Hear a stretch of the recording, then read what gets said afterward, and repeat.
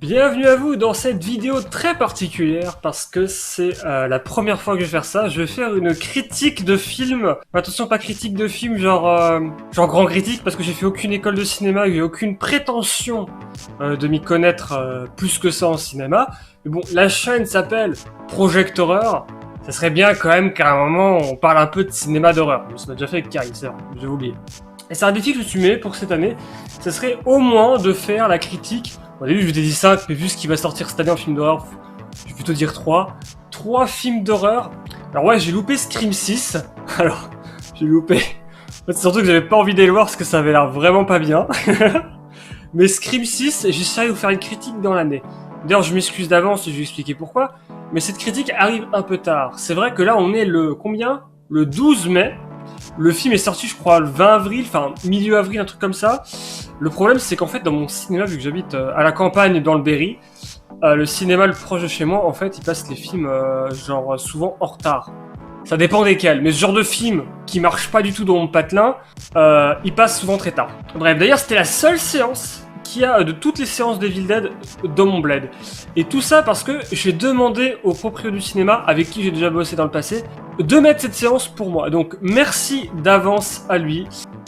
Mec, tu déchires. Voilà, d'ailleurs je suis désolé, hein, j'ai mis l'affiche, mais il y a un putain de reflet dégueulasse, s'il te plaît, j'arrive pas à l'enlever. Une vraie affiche, hein. Une vraie affiche que j'ai pris en sortant du cinéma, voilà. Non, je l'ai pas volée. Bref. Du coup, je me suis demandé, vu que c'est la première critique ciné, comment on va décomposer cette critique. Je pense tout simplement qu'en fait, on va faire une partie pas spoil et une partie avec spoil. En fait, au début, je voulais faire juste une partie sans spoil, et en fait, je me suis dit, il y a des trucs quand même que j'aimerais bien expliquer. Et avant aussi qu'on parle du film, j'avais un truc à dire, c'était quoi? Oui, le contexte, comment j'ai vu le film. Alors déjà, je l'ai vu au cinéma. Je le précise parce qu'il y a des films que je les verrai sûrement en streaming. Genre, si je fais la critique de Scream 6, bon, je le verrai sûrement en streaming. Ou en DVD, enfin, ça dépend comment je le trouve. Bref, vous m'avez compris. Et donc là, je l'ai vu vraiment au cinéma, le séance de 18h30, voilà, si vous voulez vraiment savoir précisément. On était 6 dans la salle, parce qu'encore une fois, dans mon quartier, putain, les films d'horreur, c'est tellement débile qu'on diffuse jamais. Il faut savoir que je n'ai vu aucune putain de bande-annonce. Parce que moi, quand je vais voir des films, je sais pas si vous, c'est pareil, mais c'est pas genre que je vois juste le teaser ou je vois juste une bande-annonce. Non, je ne mate plus de bande-annonce. En fait, c'est depuis Jurassic World 2, j'ai arrêté de voir les bandes-annonces. Tout simplement. Parce que je trouve que dans les bandes-annonces, plus le temps passe, plus c'est pas qu'ils montrent tout le film. J'entends beaucoup de gens dire ça, les bandes-annonces montrent, à chaque fois les bandes-annonces montrent tout le film. C'est faux. Sauf pour Super Mario Bros. J'ai pas vu les bandes-annonces pour le film, je les ai vues après en rentrant chez moi, j'ai dit, ouais putain, heureusement que je les ai pas vues parce que franchement le film, je le connaissais. Bref, excuse-moi, je divague. Mais en fait, c'est surtout qu'en fait, je trouve que les bandes-annonces de maintenant, ils montrent trop de scènes clés des films en fait, ou des scènes spectaculaires. Je suis sûr, par exemple, dans Evil Dead, la moitié des scènes qui ont marqué sont dans les trailers. J'en suis sûr. Donc voilà, je vais vraiment vierge en mode putain, Evil Dead, j'adore Evil Dead, je suis un grand fan d'Evil Dead. Je l'ai vu qu'une fois, celui de 2013, mais t'es pas assez En fait, les Dead 2013, je l'ai vu genre je crois en 2015 ou un truc comme ça. Je l'ai trouvé ok sans plus, et en fait plus le temps passe, faudrait que je le revoie, en fait je me dis en fait il était pas si mal que ça. Et sinon les autres Evil Dead, je les adoré, mon préféré c'est le 3, mais c'est le 3 c'est le moins. Evil Dead, j'ai adoré le 3. La série H vs Evil Dead, je l'ai vu. Franchement, regardez-la, elle est très très sympathique. Après, c'est vraiment pour les fans de Evil Dead, je pense. Mais voilà. Donc, Evil Dead Rise, de quoi ça parle? Alors, je vais essayer de vous faire un synopsis, mais que j'ai pas trouvé sur internet. Donc, je vous préviens d'avance pour cette vidéo. Partez si vous n'êtes pas rassurés, mais je risque de spoil des trucs, soit sans m'en rendre compte, genre des petits éléments que j'ai glissés comme ça qui vous donneraient des indices sur la narration du film, soit des choses qui sont pas dans les bandes annonces du coup, vu que je n'ai pas vu les bandes annonces. Mais j'essaie de vous faire un résumé synopsis assez simple en se basant sur ce qu'on voit sur l'affiche et ce que je peux vous raconter quoi pour l'instant d'Evil Dead. Alors en gros, c'est une mère en fait qui a ses enfants, 3 enfants, qui les élève seule, et un jour dans un immeuble à Los Angeles, dans un appartement à Los Angeles, et un jour sa sœur va venir la rendre visite. Et au même moment, un tremblement de terre va créer une brèche dans le parking, enfin la cave quoi, qui va mener à des souterrains qui vont cacher le Necronomicon Ex Mortis, qui s'appelle pas comme ça dans le film, je reviendrai plus tard sur dans la partie spoil. Et vous connaissez la suite, quelqu'un va le lire et les démons vont être invoqués. Et c'est la mère qui va être possédée et commencer à faire son petit bain de sang. Voilà, je pense que je n'en ai pas trop dit. Je me parlais de dire que la mère est possédée parce qu'on... Ah, elle est sur l'affiche. C'est le truc que vous voyez, quoi. Qu'est-ce que je pourrais rajouter? Alors, un truc qui m'a fait peur, en vrai, c'était en mode... Putain, j'espère que ça va vraiment être un film Evil Dead et pas un film qui s'appelle juste Evil Dead, mais en fait n'a rien à voir avec Evil Dead. C'est con, mais j'avais peur que ce soit un truc comme ça, genre en mode c'est Evil Dead, mais c'est plus Conjuring que Evil Dead par exemple. Voilà exactement ce que je voulais dire. Et en fait non, pas du tout. Mais alors, pas du tout du tout. Déjà quand ils ont parlé du Necronomicon, putain j'étais content. Parce que je suis... Oh putain, yes, il y a le Necronomicon, donc je me dis ça commence bien. Il y a vraiment tous les tropes Evil Dead en mode les Deadites sont complètement fous, complètement déments. Ça c'est vraiment pour moi la patte Evil Dead. C'est pas... J'entends beaucoup de gens dire que Evil Dead c'est l'humour ou c'est pas l'humour. J'ai vu voir des critiques, enfin vite fait des critiques sur Allociné avant d'allumer cette caméra, le temps qu'à charger. Et je vois des débats en mode oui Evil Dead c'est bien ce Evil Dead là parce que... Non il n'y a pas d'humour d'ailleurs c'est faux, je vais en revenir dessus mais... c'est Evil Dead, c'est bien Evil Dead parce que Evil Dead ça a de l'humour, c'est un truc comme ça, enfin bref. Plein d'avis différents et les gens ne sont pas d'accord. Pour moi Evil Dead c'est pas vraiment une histoire d'humour, pas humour. Pour moi Evil Dead c'est surtout un style très dément. C'est un style très dingue, très barré. Les Deadites ils vivent leur vie à fond, ironiquement. Ils sont vraiment barges. C'est un peu, si je devais les comparer, c'est vraiment, vous voyez, peut-être un peu obscur, le Comics Crossed. Je vais pas plus préciser ceux qui connaissent, vous voyez. Pour moi, les Deadites, c'est ça. C'est des mecs complètement barrés qui veulent juste vous buter. Rien d'autre. Et voilà, ça c'est vraiment pour moi l'âme d'Evil Dead. Et c'est dedans. C'est vraiment dans le film. Il y a vraiment ce côté dingue en fait des Deadites. D'ailleurs, sur l'affiche, on le voit ça très bien. C'est un truc qui me rassurer. L'affiche me rassurait. Je trouve que l'affiche est bien réussie d'ailleurs. Il y a une bonne composition. Franchement, là-dessus, vous pouvez être tranquille. On reprend beaucoup aussi d'idées visuelles, de tropes, j'ai envie de dire de gimmicks, voire de clichés. Enfin, c'est plutôt des gimmicks que des clichés.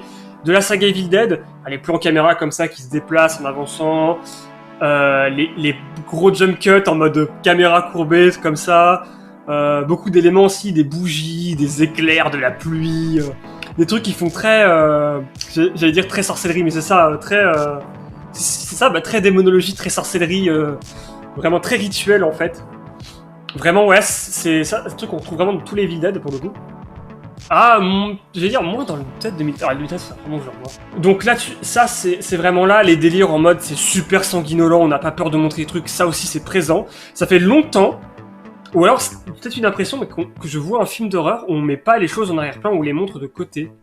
On montre vraiment les blessures se faire, quoi. C'est con, mais le dernier film que je me souviens qui faisait ça, c'était John Wick. Le 4 et surtout le 3. C'est con, hein, mais c'est le dernier de souvenirs qui me vient comme ça. Les films d'horreur, ils aiment bien cacher les choses, en fait, genre pas montrer directement. Là, franchement, alors, je sais pas si c'est parce que maintenant, en 2023, qu'on a le budget de le faire facilement, mais ouais, putain, le film est vraiment violent. Pour le coup, là-dessus, si vous aimez Evil Dead pour sa violence décomplexée, vous allez kiffer, hein. Même si en vrai, le 2 était pas si violent que ça. Je crois. Je sais plus. Le 2, pourtant, je l'ai vu plusieurs fois.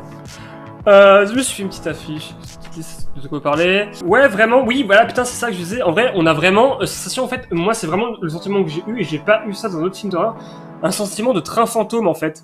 Je sais pas si vous voyez ce que je veux dire. C'est vraiment les caméras qui avancent comme ça, un peu courbées, les musiques un peu démoniaques, j'ai envie de dire, un peu sinistres et tout. Franchement, vraiment de bonnes musiques qui rentrent bien dans le thème du film. C'est des bougies, des éclairs, des insectes qui grouillent. Enfin, franchement, c'est tout un délire, quoi. C'est vraiment le train fantôme. Toute la partie, j'ai envie de dire, avant que l'action commence, c'est vraiment le train fantôme. Je pense même que la partie de transition entre le moment de calme et la tempête, genre avant que le mal arrive, on va dire ça comme ça, je crois que c'est vraiment ma séquence préférée. C'est vraiment tout ce que j'ai préféré dans le film. De toute façon, c'est simple, toutes les scènes sur le Necronomicon, c'est mes préférés. J'ai adoré, pour moi ça illustre parfaitement ce que j'aime dans ce film. Sinon, le film aussi un truc vraiment créativement, en dehors de tout ce que j'ai dit dans les tropes d'Evil Dead, c'est vraiment tous les trucs, une ambiance, comment dire ça, c'est très créatif. Franchement, c'est genre par exemple l'ambiance est très glauque, même avant que les Deadites arrivent. C'est vraiment des décors en mode insalubre, dégueulasse, avec des posters collés mais dégueulasses, qui se chevauchent limite, des vieux carrelages, des couleurs un peu verdâtres, bleu sombre. Ça fait très bordélique, ça sent la poussière à certains moments, franchement c'est très crade, mais aussi très bien rangé, très bien placé. C'est franchement les scènes de la boîte de nuit, par exemple au début du film, c'est vrai. Enfin, boîte de nuit, c'est une espèce de truc de concert. Enfin, vous voyez ce que je veux dire. C'est vraiment assez bien dans le délire et tout. Tout l'appartement aussi, tout le truc dans les couloirs et tout. Franchement, le couloir du coup se passe l'action du film. L'action du film se passe dans un couloir, mais il y a un couloir, on va dire à côté. Vous voyez de quoi je parle, auquel l'ascenseur et tout. A une ambiance, c'est qu'un couloir. Hein, c'est ça qui est con, c'est que le film a réussi à mettre une patte artistique, mais ça reste quand même super créatif. Une idée créative que j'aime bien, c'est que en fait tout l'appartement est illuminé par des bougies, parce qu'en fait lorsqu'il y a eu le tremblement de terre, ça a coupé tout le courant de l'appartement et du coup les personnages s'éclairent à la bougie. Et ça donne vraiment juste au niveau de la lumière des idées visuelles cool. Et juste le fait que les bougies ne font pas tous la même taille, ne sont pas tous la même couleur, ça rendait aussi dans le décor un décor assez vivant. Le décor n'est pas terne. Il y a un moment du film quand ils vont descendre dans la cave chercher le Necronomicon, c'est très gris, très poussiéreux. C'est vraiment limite noir et blanc, quoi. C'est tellement que c'est gris et poussiéreux partout. Mais ouais, non, sinon c'est plutôt coloré et tout, avec des couleurs très sombres. Le film a un style vraiment rock, genre un peu comme ça. Je sais pas comment on veut dire ça autrement. Le film a un style vraiment rock. Ouais, franchement, artistiquement, je sais pas quoi vous dire d'autre. Sinon comme ça, j'ai trouvé ça vraiment très propre. Ah si, alors c'est rare que je fasse attention, mais le son. Souvent les musiques, j'y fais attention, parce que les musiques j'ai trouvé un peu cool. Là, pour le coup, les musiques, il n'y en a aucune qui m'a marqué. Je suis désolé de le dire, les musiques aucune qui m'a marqué. Alors que oui, c'est le truc qui marque. Mais alors là, par contre, le sound design, les mecs qui sont occupés des bruitages, tout ça, franchement incroyable. Sans en dire trop, toute la partie avec le vinyle et les speakers, incroyable. Franchement, le rendu son était trop cool. Tous les sons, même les sons de craquement, d'empalement et tous les trucs dégueulasses comme ça, sont très très bien rendus. Franchement, ça paraît basique, mais c'est rare qu'un film marque là-dessus. Voilà, là, c'était là, j'ai vraiment kiffé. Pareil, les voix les voix des Deadites, c'était vraiment très très bien retranscrit. C'est pas juste à un moment ils parlent normalement et à un moment ils parlent comme ça, je suis méchant. Il y a une espèce de mixage dégueulasse dans leur voix en fait, mais genre en direct quoi, vraiment sur leur corps. Des moments ils parlent à moitié en tant qu'humain et à moitié en tant que Deadite. Des fois ils parlent complètement Deadite, des fois ça chevauche un peu, ça fait un peu des vagues en fait. Ça je trouve ça très très cool, ça rendait vraiment bien. Franchement, vraiment excellent. Aussi un truc que je dois dire sur le film qui m'a beaucoup plu et assez impressionné, c'est que, j'en ai parlé un peu plus tôt, mais c'est que le film se retient pas. Le film est vraiment, mais sans retenue, sans pitié, mais ça fait plaisir. Putain, j'ai déjà dit qu'il montrait beaucoup de scènes, sans les cacher. Mais alors là, moi souvent il y a une règle que j'ai remarquée dans les films d'horreur, c'est on fait pas de mal aux enfants et on fait pas de mal aux animaux. Ou alors on le fait hors cam. Mais alors là, oh putain, qu'est-ce qu'ils en ont rien à foutre. Oh là là, je préviens pour les gens qui sont un peu mal à l'aise avec la violence envers les enfants dans les films. Mais alors là, franchement, ouais, mais tout le monde déguste. Et vous savez, ces clichés en mode genre je te tiens le bras comme ça parce que je sais pas, t'as un couteau. Ah non, tu me planteras pas. Et genre à la fin quelqu'un arrive ou j'arrive à le contrer et du coup le désarmer et tout. Là non, il y a des scènes comme ça, mais c'est rapide, hein. C'est je t'enfonce un coup de couteau, je t'aide de te le mettre, je te glisse dessus, je t'empale plusieurs coups. Mais vraiment, avant de réussir à me débattre. C'est vraiment un peu Dead Space. Vous savez, dans Dead Space, quand vous vous débattez d'un nécromorphe, vous prenez quand même des coups, vous prenez quand même cher. Là, c'est pareil. C'est à chaque attaque, ils en sortent pas indemnes. C'est un truc que j'avais retrouvé dans Crawl, que j'avais beaucoup aimé. Là, c'est pareil, c'est franchement... Ah, ça faisait plaisir pour de vrai. J'ai trouvé ça vraiment très très cool. Et puis surprenant en fait, parce que... Je spoil un moment, mais à un moment, il y a un gosse... qui va se faire attaquer justement par un Deadite, et le Deadite va servir d'une espèce d'aiguille, pour en dire trop, qui va utiliser pour en fait essayer de planter du coup le gosse. Et genre je me dis ouais mais non, il y a quelqu'un derrière, la personne va intervenir, venir l'aider et tout, enfin voilà, c'est obvious quoi. Et non, l'enfant se prend vraiment la joue comme ça, se fait déchiqueter, enfin wow. Même cette scène est un peu conne vite fait parce que la personne qui est derrière en fait elle a aucune excuse de pas venir. Bon à un moment on la voit se faire un bandage, mais c'est bizarre parce que dès que la personne on va dire se fait sauver, enfin trouve une solution, t'as vraiment la frame d'après, la meuf qui est en train de se soigner, qui arrive en mode waouh, pourquoi t'es pas venu plus tôt espèce de bouffe. C'est peut-être ça va pas sortir du film, c'est le seul truc qui m'a fait ah bizarre ça, c'est con. Mais c'est vraiment le seul truc dans ce genre là, sinon franchement vraiment rien. En fait on joue beaucoup sur les clichés en général dans ce film je trouve, mais d'une bonne façon. Franchement c'est vraiment ça. Et surtout on joue beaucoup sur les clichés, mais à la Evil Dead. Je me suis même posé une question, est-ce que c'est pas un film qui va un peu délaisser les gens qui ne connaissent pas la saga Evil Dead? Je suppose que non, parce que le film marche très très bien, ou alors c'est parce que tout le monde connaît Evil Dead. Mais alors, il y a beaucoup d'éléments, enfin beaucoup d'éléments, il y a quelques éléments qui jouent vraiment sur le fait que tu connais Evil Dead. Par exemple, il y a un moment, c'est vraiment au début du film, c'est vraiment l'intro du film, donc je vous spoil rien, où on a une espèce de vue subjective en mode qui se déplace avec comme ça en l'air et tout. Quelqu'un qui voit ça, qui connaît Evil Dead, il se dit ah, c'est qu'il y a un démon qui se promène. Mais quelqu'un qui ne connaît pas Evil Dead, mais sait pas c'est quoi. Et du coup, au reveal, quand on te révèle, excusez-moi du spoil, mais pour moi c'est vraiment un intro, on s'en fout, qu'en fait c'est un drone, bah le mec qui voit ça et qui connaît pas Evil Dead, il est pas surpris. Il se dit ah bah c'était un drone, d'accord. Pourquoi vous en faites des caisses là-dessus? Je comprends pas. Alors qu'un mec qui connaît Evil Dead, il se dit ah c'est original, c'est marrant. Ok d'accord, c'est sympa. Il y avait un autre truc comme ça, mais j'ai oublié c'était quoi. C'est beaucoup plus loin dans le film. Oui, putain, par contre, je pourrais pas en parler, mais c'est en partie spoil qu'il faut que j'en parle. C'est un des meilleurs éléments du film d'ailleurs. C'est vraiment le passage, je crois que j'ai le. C'est un des passages que j'ai le plus kiffé. Peut-être le deuxième passage que j'ai le plus kiffé. Je crois que j'ai tout dit. Ouais, après, j'ai des trucs à dire par rapport à ce que je disais avant sur le film est très violent et se retient pas et genre. Homme, femme, enfant, on en a rien à foutre, mais ça va dans le spoil, donc coup, ce que je vous propose, on va partir dans la section spoiler.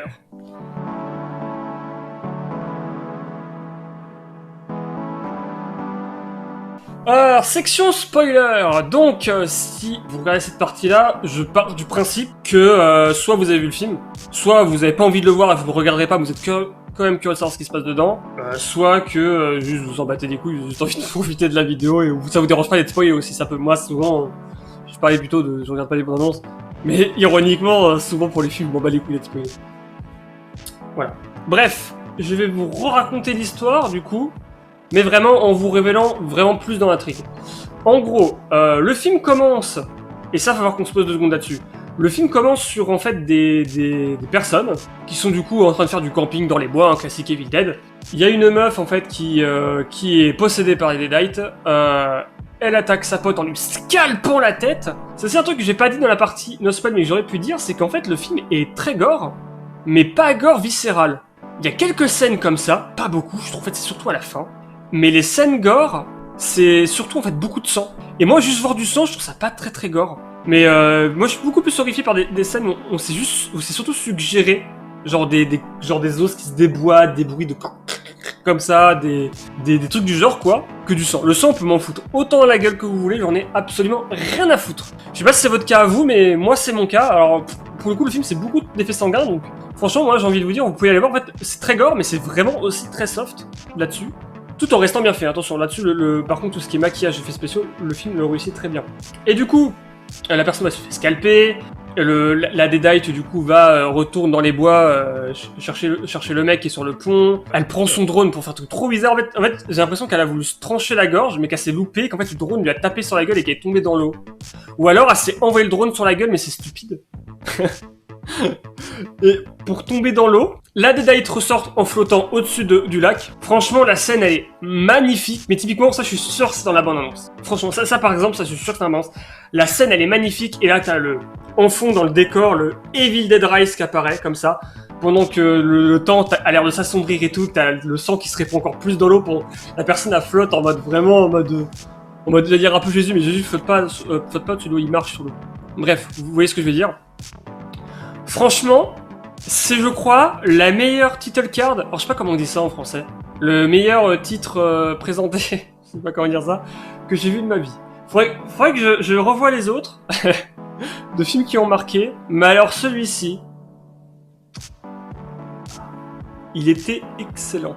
Après, on a un panneau un jour plus tard, et ça me dérange en fait. Parce que moi, même si la scène du début est sympathique, en fait, elle est sympathique juste pour la scène sur le pont. Je trouve que tout le reste, c'est vraiment juste trop lent. J'ai vraiment l'impression qu'ils ont mis ça juste pour meubler. Mais pour de vrai, genre il en manquait des scènes pour leur film, parce que le film passe si bon, le film fait 1h37. Le film d'or, ça va 1h37, mais vrai. Et ouais, en fait, la scène du début, ouais, je trouve qu'elle est un peu en trop, quoi. C'est vraiment pour moi le seul point négatif du film. Le vrai seul point négatif du film, c'était la scène d'intro qui... Moi, je l'aurais enlevé. Mon résumé, il est ultra déconstruit, je suis désolé, c'est la première fois que je fais ça. J'essaie d'être au top. Du coup, après... on découvre comment ça s'appelle, Bess. On découvre Bess. D'ailleurs, j'ai pas dit, le film j'ai vu en VF. C'est important que je dise au début, je le dis maintenant. Je suis désolé, je vais te larguer des informations que j'aurais dû me dire en partie. No spoil. En partie spoil, c'est pas grave. C'est pas grave. Je l'ai vu en VF le film. Parce que une séance, mec, elle est pas mettre en VF.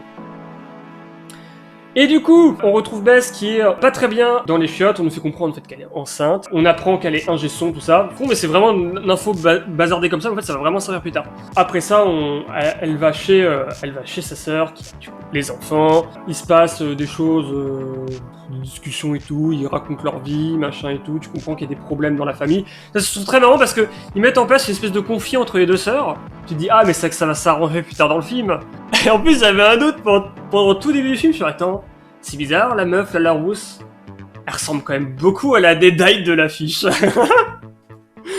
Je savais pas à quoi ressemblait enfin, je sais pas, c'est quoi en fait le film en fait.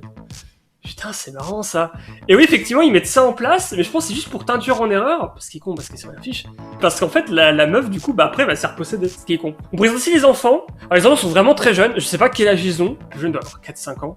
Alors, peut-être 5-6 ans, parce que 4 ans, comme ils sont vraiment plus jeunes que ça. Mais je dirais 5-6 ans, et les plus vieux doivent avoir 12-13 ans maximum. Je dirais pas plus, hein. Ce qui est bizarre d'ailleurs, parce qu'à un moment, il y a la meuf qui dit « Est-ce que tu veux prendre la voiture pour aller chercher des pizzas ?» C'est vrai que c'est bizarre, ça. Parce que le gamin, je refuse de croire qu'il est plus de 13 ans. Et du coup, il demande, la mère demande de chercher les pizzas, il refait avec les pizzas. Sauf que dans le garage, il y a le tremblement de terre. Et je me suis dit, du coup, ah, mais du coup, ça va, en fait, les dates sont déjà là. C'est juste qu'en fait, on va savoir pourquoi plus tard dans le film, il n'y a pas d'histoire de Necronomicon et tout. Et en fait, non, pas du tout. En fait, c'est un vrai tremblement de terre normal, hein, c'est pas du tout un truc démoniaque qui est créé. Ça crée une crevasse dans le sol. Le gamin y va. C'est insupportable d'ailleurs parce que sa sœur répète toutes les 5 minutes. Enfin, c'est un PNJ, sa sœur répète toutes les 5 minutes. Allez, viens, monte, ça va. Allez, viens, monte, ça va. Allez, viens, monte. Je vous jure, c'est insupportable, c'est vraiment toutes les 5 minutes. Je crois qu'elle a fait cette ligne de dialogue mais au moins 5 fois. Sans déconner. Il trouve une vieille boîte en ferraille avec dedans des documents, des photos. On voit d'ailleurs, là, ça fait plaisir, je fais « Ah, merci, putain !» On voit des prêtres qui tiennent le Necronomicon. Je me dis « Putain, il n'y a pas de Necronomicon dedans !» Et c'est trop bizarre, là par contre faut qu'on m'explique, parce qu'en fait dans le sous-sol de la banque, il y a un espèce d'endroit où il y a un sarcophage, mais vraiment un sarcophage gravé d'inscriptions, un truc comme ça. Il y a plein aussi de... C'est un truc que j'ai bien aimé, c'est qu'en fait il y a plein de petits pendentifs qui pendouillent, de crucifix, plein, en fait c'est vraiment une nuée de crucifix au-dessus. Il y en a ils sont en fer, il y en a ils sont plus beaux que d'autres, il y en a tu vois qui sont sous des grossièrement, il y en a ils sont en bois, enfin c'est plein de trucs différents, tu sens que c'est plein de gens qui sont juste fait chier à faire plein de crucifix le plus rapidement possible ou en récupérer. Tu sais quand ils en avaient pas ils en ont fait. Et au-dessus du sarcophage, le sarcophage il y a un truc dedans, donc le gamin il regarde dedans, puis il y a le Necronomicon, il l'amène en haut, il le feuillete, il se rend compte que ça a pas l'air cool. Alors pour le coup le Necronomicon, on s'est jamais trop attardé des pages qu'il y avait dedans dans les autres films. Là on s'attarde dessus, je trouve ça intéressant parce que visuellement il y a vraiment des trucs mais vraiment assez énervés. Pareil encore ce style un peu, ce style vraiment, j'ai dit rock, là c'est plus un style vraiment plutôt très métal en fait. Vraiment c'est ça, c'est vraiment les pages des Necronomicon, c'est des pochettes d'albums d'un groupe de métal. Et bien sûr, il va mettre les vinyles pour écouter et tout. Le premier puis le deuxième invoque du coup le démon qui possède la mère. Et après en fait elle devient complètement tarée. Meurt, genre c'est trop bizarre. Il la fout dans son lit et après sauf qu'elle revient à la vie. D'ailleurs la passage avec le Necronomicon, j'ai déjà dit dans la partie avant, mais le fait qu'il faut mixer le son pour pouvoir comprendre en fait ce qu'ils disent et du coup le son est jamais très égal, déjà il est dégueulasse, c'est un de vinyle et genre les vieux speakers qui crachent et tout, les plans genre cadrés comme ça avec avec l'orage dehors, les bougies dans la maison du coup qui permettent d'éclairer et tout. La voix qui parle avec une ton mais très, vous savez, vieille radio et tout. Mais des fois elle ralentit, des fois elle est plus accélérée, vu que le gamin essaie de bien faire tourner, voir qu'est-ce que ça raconte quoi. Quand le démon arrive et tout, c'est vraiment trop classe. En plus il y a tout ce truc pendant que le truc il parle, où t'as le plan, où t'as le grand couloir comme ça, vraiment des couleurs très rougeoyantes. La mère qui avance jusqu'à l'ascenseur comme ça, l'ascenseur qui s'ouvre et tout. Enfin, il y a tout un build-up qui est créé, qui franchement je trouve très réussi. Le film c'est vraiment construire ses build-up, le film c'est vraiment créer ses ambiances, ça c'est fou. C'est ça que moi l'intro a fait vraiment tâche là-dedans. Surtout que l'intro elle est vraiment filmée de manière très basique. Ça je l'ai pas dit. On dirait vraiment c'est vraiment tourné, que je suis désolé de dire, mais comme du mauvais film d'horreur. Ouais, c'est vraiment un carnage, hein. C'est vraiment franchement... Il y a des morts, mais des morts, il y a un moment, il y a un gamin, il se fait arracher les bras, et il se fait kick mais contre un mur, mais d'une violence, avec les bras arrachés, ça gicle de partout. Et il y a un mec qui se fait arracher l'œil, mais comme ça, vous savez, genre comme si tu croquais dans une pomme. Avec la mort, une des plus ridicules que j'ai dans un film d'horreur. La mort d'Ancari, toujours Palme d'Or pour moi, hein, mais quand même, celle-ci quand même mention honorable. Elle arrache l'œil du mec, elle le crache dans la bouche d'un autre, qui s'étouffe avec et meurt étouffé avec l'œil dans sa gorge. Le truc de l'œil c'était déjà présent, il me semble, dans Evil Dead 1 ou 2, je sais plus lequel, je crois que c'était le 2. Avec H. Franchement, c'était cool. Ça s'enchaîne comme ça, il y a tout un plan séquence, justement, d'une espèce de petite lunette de l'appartement, parce qu'à un moment, il la faut sortir, il se barricade et tout dedans. Après, il y a des trucs qui se passent, genre, il y a l'autre gamine. C'est ça qui m'a surpris, c'est que l'autre gamine se fait posséder. C'est, je crois, le seul moment du film, je doute avec un deuxième, mais plus tard, qui m'a fait lâcher un... Il y a toute la scène dans la cuisine où elle mange un verre et tu vois, déglutit le verre, mais les bouts de verre transpercent un peu sa gorge et tout. Enfin, ah, horrible. Et après, il y a une scène avec une râpe à fromage, délicieux, qui est bizarrement le truc le moins gore du film. J'ai vu la râpe à fromage, je m'attendais déjà qu'elle déchique jusqu'à l'os. Et en fait, non, elle râpe le derrière de la jambe, pas tant de sang que ça en plus. Et après, tu vois plus parce que, genre, littéralement, tu vois plus parce qu'après, elle se fait défoncer et bandage. Mais c'est con qu'ils n'ont pas fait plus là-dessus. Après, pourquoi pas, c'est bien, tu peux pas en mettre non plus trop partout. Mais du coup, la meuf, quand on va crever, ce qu'ils vont faire, c'est qu'ils vont l'attacher dans un drap, en mode comme ça, en mode vraiment, genre, vous savez, les cadavres, genre, quand tu les jettes dans un lac, vous savez, les mafias, tout ça. C'est vraiment comme ça, dans un vieux drap, mais recouvert de sang et tout. Et avec des vieilles cordes et tout qui l'entourent. Sauf qu'à un moment, elle revient à la vie. J'ai adoré parce qu'en fait, elle est vraiment... Je suis plus sûr, en fait, je pense que j'ai mal vu. Mais en fait, on dirait qu'elle est vraiment en train de flotter comme ça, ligotée, avec juste ses pieds qui dépassent. Mais je suis pas sûr, je crois qu'elle marchait, en fait. Mais avec le drap ligoté. Je suis pas sûr qu'elle flottait. Ça, j'ai un doute là-dessus. Il y a encore une scène d'ailleurs où, c'est ça la scène que je disais, putain, si tu connais pas Evil Dead, tu peux pas vivre cette scène parfaitement, je trouve. Il y a une scène, faut que j'en parle, c'est franchement une scène excellente. Il y a une scène en fait où, vous savez, dans Evil Dead, généralement, les personnages, ils trouvent une solution pour condamner le démon. Généralement, ils reprennent l'audio, ils recherchent en livre, il y a un moyen genre de conjurer le démon. Et du coup, là, tout le passage où la meuf est en mode, bon, fais-moi écouter le disque, j'ai envie de voir ce qui se passe dedans. Elle le met du coup, rallume la machine et tu dis, ah, ça c'est la scène où du coup, ils vont apprendre comment chasser le démon, ils vont exorcer le démon et du coup, la gamine qui est, même la gamine du coup, va re-aller mieux. Bon, même si c'est fait empaler le crâne, tu vois, elle va re-aller mieux. Ça m'a étonné que la gamine se fait empaler le crâne, je fais non, ils vont la déposséder, non, rien à foutre, c'est bon. Wow. Jean-Michel, violence et la violence. Oh putain. Sauf qu'à tout ce passage où le mec explique en mode, de manière très... Le mec dans l'audio explique de manière très déprimée en mode... ouais, du coup, machin est devenu possédé, du coup on l'a tué, sauf qu'il est revenu à la vie, du coup on l'a brûlé. Il est revenu à la vie, du coup on l'a découpé, là il reste plus que moi. Et t'entends cogner dans des murs et tout. Fait, il n'y a aucun moyen de conjurer le sort. Le seul moyen c'est de fuir. Tu fais, ah les bâtards, ah les bâtards ils m'ont eu. J'ai vraiment cru. Mais ça par exemple, quelqu'un qui ne connaît pas l'univers d'Evil Dead, je pense qu'il ne vit pas aussi bien que quelqu'un qui connaît. Du coup après, la daronne qui réussit à rentrer dans la baraque en passant par les conduits. Truc qui a amorcé d'ailleurs. Le film a beaucoup de fusil de Chekhov, mais je trouve qu'ils sont beaucoup trop obvious. Alors le coup du chat, même sur la partie spoil, je veux pas en dire plus, mais le coup du chat, franchement c'était ingénieux. D'autant plus ingénieux que, ah, du coup je suis obligé de le dire, mais en fait, il y a tout un délire avec un chat qui se cache dans les conduits. Et en fait, la daronne est dehors. Elle peut pas rentrer parce que la porte est vraiment barricadée. Genre chaîne, verrou, meuble. Et à un moment, elle entend le chat gratter dans les conduits. Et là, tu te dis, ah, elle a vu le chat, va le buter, ça va juste être dégueulasse. Parce que le film, vrai, c'est vraiment surtout des scènes dégueulasses qui s'accumulent, pendant que les personnes essaient de s'en sortir comme ils le peuvent. Mais en fait, non. C'est juste qu'elle a compris, en fait, et moi, je l'ai pas capté tout de suite, que en fait, c'est après, en fait, que j'ai compris, que en fait, elle s'est dit, il y a des conduits, je vais passer dedans. En fait, elle s'en bat les couilles du chat, ça s'en bat les ovaires, mais complètement. Vraiment malin. Le film est plein de petites idées comme ça que je trouve cool. Vraiment, le climax qui est pour moi un des trucs ouf. D'ailleurs, j'ai parlé avec des gens en sortant de la salle et tout, des filles que je connaissais. Et il y avait un gars aussi avec les filles qui m'a dit, putain, franchement, le film, il m'a trop mal, quoi. C'était vraiment, j'ai vraiment flippé, quoi. Et je lui ai dit, mais c'est quoi le truc qui t'a fait vraiment le plus peur? Il m'a dit, non mais le truc de fin. Le truc de fin était abominable. Le climax, c'est vraiment, encore une fois, un build-up sur l'arrivée d'un truc. Tu sais pas si ça va être quoi, mais avec les plans pareil en mode train fantôme, où t'as les démons qui répètent tous la même chose en boucle comme ça, mais genre en même temps. Et là, t'as des plans après sur le Necronomicon, genre qui s'affole en mode qui tourne les pages comme un fou et tout. Et il s'arrête cette espèce de créature abominable, genre en mode humain mais recollé entre eux, mais genre vraiment une abomination quoi. Un truc vraiment dégueu, bien dégueulasse. Et genre après, les meufs se foutent dans l'ascenseur. L'ascenseur se remplit de sang. Cette scène, j'ai trouvé très très cool d'ailleurs. Et du coup, en fait, pendant que l'ascenseur se remplit de sang, et en fait, d'un coup, t'as l'ascenseur qui commence à craquer, et t'entends quelque chose en même temps qui monte sur l'ascenseur, genre en mode qui grimpe dessus. Et là, tu vois, ça fait un espèce de jump cut sur un panneau où c'est écrit pas plus de 400 kilos. Juste après, t'entends un truc qui fait boum. Et l'ascenseur qui s'écroule, genre en mode wow, et là tu fais wow, ok, d'accord. Je sais pas qu'est-ce qui est sur cet ascenseur, mais ça craint pour les héros. Et après, il y a vraiment toute la scène de fin où c'est en mode un peu sneaky, c'est de se cacher, et à la fin, c'est vraiment gros affrontement contre la créature, qui ressemble exactement à ce qui est dans le bouquin. Alors, par contre, c'est intelligent parce que la créature, je dis, ouais, c'est sûr, en vrai, ils vont jamais réussir à modéliser un truc comme ça va être trop dégueulasse, trop effets spéciaux.